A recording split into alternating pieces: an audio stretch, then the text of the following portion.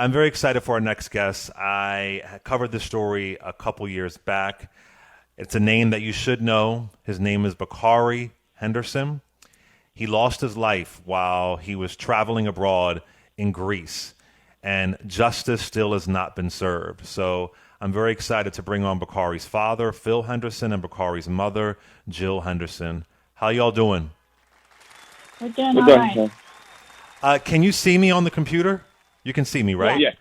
I just want to show this to you because Miss Henderson, after our first interview in 2018, you sent this to me, a bracelet in loving memory of Bakari Henderson, and I still have it. It's a beautiful bracelet, and I was so touched when you sent this to me. So thank you. Thank you so much for it. Thank you. Thank you so much. You.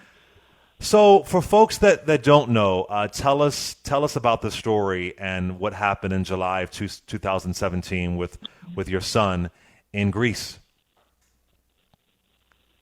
Well, Bakari was traveling over to Greece. He just recently graduated, and he was going over to do a photo shoot. And he went over there. He had some friends that he was going to meet up with that was also over there on the Greek island in Zakynthos. And so he went there to do the photo shoot for his clothing line that he was trying to launch. And there was an incident at a bar, correct, Miss Henderson? Right. Yeah. He and a couple other guys went to a bar while they waited on the third friend to join them, and didn't realize when they went in that it was, I guess, a Serbian bar. And so when they went in, they had a couple of beers and were just chit-chatting, and I guess a woman came over and approached Bakari and took a selfie with him. And I mean, you know how selfies go. I don't know if he even had time to acknowledge she was doing it, but one of the guys that was with her didn't like the fact that she took a selfie with a black man, and so basically slapped Bakari, and that's kind of where things started. And it's really disturbing. Bakari is dragged out of the bar, and he's, assaulted. He's attacked, and it's on camera. It's on camera. Right. And so there is a trial, and I guess over there in Greece, it's a little bit strange, right? I guess is it 3 judges and 3 civilians? Do I have this correct? So it's 3 judges and 4 civilians. 3 judges Correct. and 4 civilians. And the pack of men who attacked him, they weren't found guilty of murder. It was just an assault charge. It was a strange charge that I couldn't make sense of. Right. Yeah. It seems like it equates to assault in the U.S., so they basically downgraded the murder charges to assault because they said they didn't intend to kill him. So it was a gang murder. So. And right now, what's happening is that there is going to be, an appeal on November 5th, 2020, correct? And hoping to get justice for Bakari. Tell us about this appeal and why it's important for us to spread the word about it and talk about it. Yeah, so it's actually on Thanksgiving Day, November 26th, and that's the start of the appeal, and they are supposed to be tried over again, is what our understanding was, but of course we're not positive that's exactly what will happen because it seems like whenever we show up, things have changed a bit. But the importance is Greece is a very small island, and so, a small country, and so they actually operate a lot off of media exposure. And so in order for us to get the justice that we think we deserve, we need to have the U.S. support so that they understand that the U.S. is watching and very interested in the outcome of the case. Yeah, and I remember the last time that we spoke, Ms. Henderson, I believe you told me that his friends who were with him, they were too afraid to testify. Have they had a change of heart? Well, 2 friends did go. The third friend never did go, and we haven't actually heard from him since then. So I doubt that he will appear, but, who knows? Maybe he's had a change of heart, hopefully. And what about the woman? I believe I read that she was committed into an institution. And I guess over there, they don't have a subpoena process. Like if you're subpoenaed, you don't have to show up. the woman that took the selfie with Bakari, is she going to testify this time? Hopefully. So you're right. She supposedly was committed into a psychiatric ward based on the trauma that she experienced. And because she's in Serbia, they don't cross international lines in order to make someone appear based on their subpoena. So if she was in Greece, she would have had to appear. But since she's in Serbia, same thing with, Bakari's friend. They couldn't make him appear since he was in the U.S. Mr. Henderson, we have these conversations all the time about black men and oftentimes black men in police, and we even think about black folks traveling abroad. What kind of conversations would you have with Bakari? I believe I read that he said he felt safer abroad than being over here. Is that correct?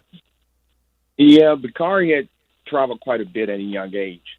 So he felt very comfortable over there in Europe and other places. And he actually felt more safer over there for some reason. He said just being a black man, he just felt safer. It's just unfortunately he lost his life over there, but he definitely felt more safer over in another country than here in the U.S. because of what goes on here and how they feel about Black Lives Matter here. And when you hear about these stories, and again, I know he didn't lose his life to a police officer, but it was to racism. Considering that y'all are going through this, when you hear about Breonna Taylor, Jacob Blake, Atiana Jefferson, Botham Jean, so many people, how does that affect you as parents who are just kind of in this and still fighting for justice, Mr. Henderson? Each time we hear about one of these cases, our heart aches all over again. We feel for the family and what they're going through because we're going through it as well. And each time one of these cases come up, we relive it all over again. It's just hard, very hard. Mm-hmm. What about you, Miss Henderson? Yeah, I feel the same way. I mean, you feel for the parents, you feel for the siblings and their extended family. It's just like you can never start your healing process because then you grieve with those families and then you follow them to see if they're going to get justice. And so it just seems like you're praying for all these different outcomes that don't ever seem to really get resolved. Let me ask you, if we saw a case like this over here, a black man being assaulted by a pack of white men and, killed on camera, we would clearly be able to point out this is about race, right? Over there in Greece, are they acknowledging that the reason why he lost his life was because he was a black man? Not specifically. They really try to downplay race over in Europe for whatever reason. I'm not sure why, because they look at the U.S. as having a history of slavery and don't really acknowledge the part that they played in slavery as well. So, I mean, It's not just a U.S. thing. And so they don't want to really harp on the fact that it was race. As a matter of fact, during the first trial, it kind of came up a little bit, that he was a black man. And one of the defendant's attorneys had some Harvard study that she said that Serbians were supposedly the most tolerant people. Oh. And so it was interesting, but it was almost like she was ready for that defense. So, Mr. Henderson, tell us about Bakari. Just tell us about your son, what he was into, the kind of young man that he was. Well, Bakari was very outgoing. He was one of those guys that everybody was a friend. He didn't, everybody he meet was a friend. Easy to talk to, easy to get along with. Loved sports. He played sports growing up. Loved playing chess, basketball, tennis, or whatever. Right now with what's going on with the basketball season, the game's being played. He loved it. We loved it. And with football, we'll be talking about that, him and his brother. So he was just a very outgoing kid and, very lovable. And he was the life of the party. He loved a good time, and he's always laughing and always smiling. And he kept us going. So he's great. He passed away at what age again? I'm sorry, 22? Yes, 22. 22 years old. 22 years old. Miss Henderson, I believe you told me that Bakari was the kind of guy that he would set his alarm at like 4 a.m. to watch soccer live. I thought Yeah. that was a really cute story. Is that correct?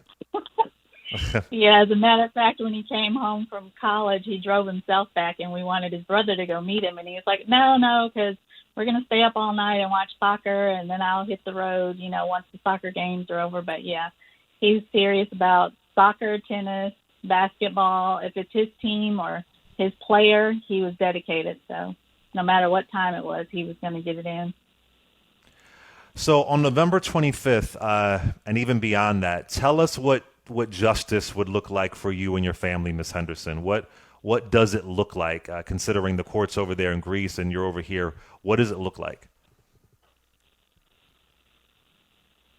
So I would say it looks to me like all 9 defendants.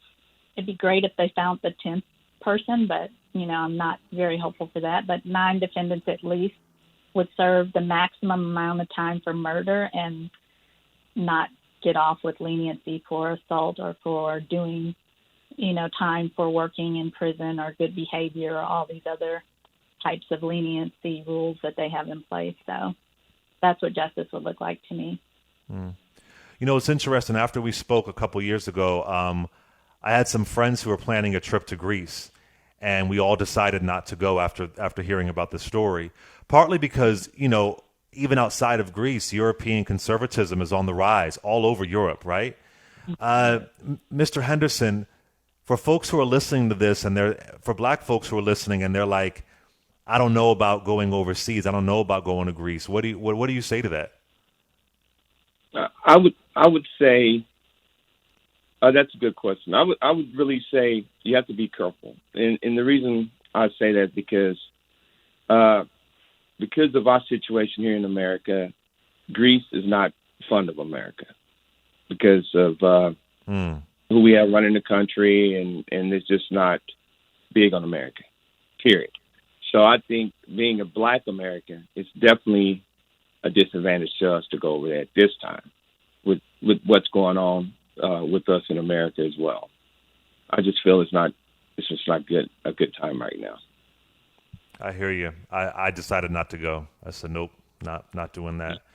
So what can people do, Ms. Henderson? What kind of action would you like them to take, whether it's on social media, whether it's a hashtag? What can people do? A hashtag is great. Justice for Bakari would speak volumes. And also we have an email if people want to contact us just to see what else we need in terms of support, which is justice4Bakari at gmail.com. So justice4Bakari at gmail.com. And so, yeah, because of course this is our 5th time going over. So it's been a strain on us. I mean, financially, mentally, spiritually, it's a lot. So, prayers, hashtags, all that would be much welcome. It's just 2 years ago we had this conversation, and we're still here. And I'm just I'm praying for y'all. I know I have a praying audience, and we're going to pray for y'all. And I just I really hope you get justice. And I'm so happy that you could spread Bakari's light and his love of travel and how much of a great guy. Being an entrepreneur, going over there to have a clothing photo shoot. Like on Sirius XM, we talk about, like, at this point, we got to be content creators. You know what I'm saying? Like, that's inspiring. We can't just depend on some job for the next 50, 60 years, like whatever. Right. So what a just a great mind your son had, and y'all clearly raised an amazing, amazing son. So I want to thank you. Is there anything you want to leave us with before we go? Well, one thing we did do, Clay, we were able to launch his clothing line. And we took what he left, the blueprint, the folders and everything he had, and reached out to some of the manufacturers. So we did get that going. Mm-hmm. And that's one thing to help keep his legacy going. And also, Jill created a foundation. Yeah, the Bakari Foundation. So we did both of those in order to continue his legacy and his love for people. The foundation focuses on families who've lost loved ones at the hands of another, as well as young emerging leaders, because we know that Bakari loved people and he loved travel and just loved being a big visionary. So we wanted to be able to keep his legacy alive. And can we purchase? Is there a website to go to for the clothes? Mm-hmm. Yep. Yes. It's BakariLuxurySportswear.com. Oh, I love sportswear. That's all I'm wearing in these coronavirus times. I don't even wear jeans. I mean, I clean up a bit for this, but you know, BakariLuxurySportswear.com. All right. Well, thank you so much. I appreciate you. Please stay in contact. All the thoughts, all the love, all the prayers, all the energy going out there for November 25th. I hope justice is served. And thank you for sharing your story. I really appreciate it. Thank you, you. Clay. We appreciate it, Clay. Thank Nice you. to see you in person. Yes, Okay. definitely.